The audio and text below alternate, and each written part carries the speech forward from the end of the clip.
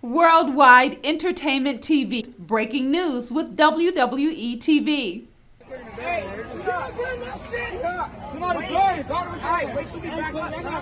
everybody back the fuck!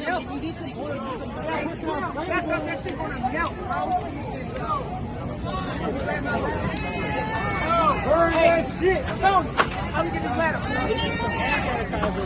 Go, guys!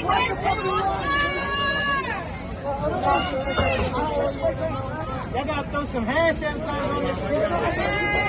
Yeah. Throw some air, throw that shit.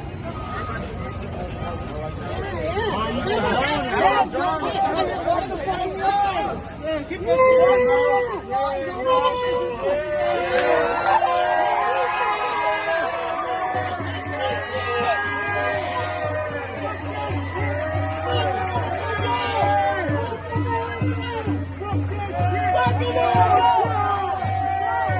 Meanwhile, in Minneapolis, the president of the police union there speaking out for the first time since the protests erupted. Officers are blaming a failure in leadership for all that widespread rioting and looting and destruction and the violence that's been on the rise there. Mike Tobin has the story.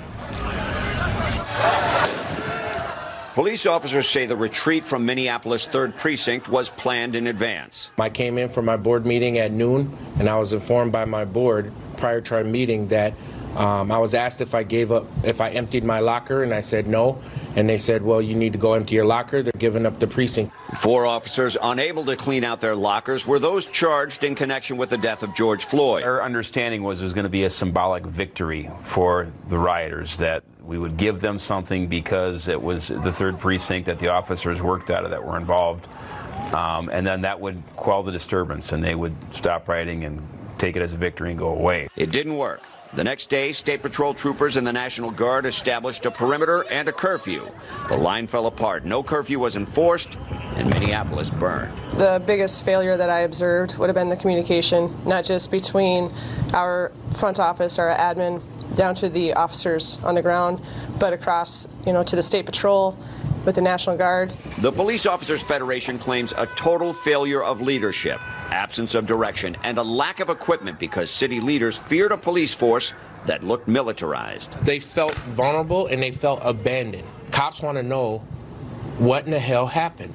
Why weren't we given directives to do anything? Why couldn't we defend ourselves?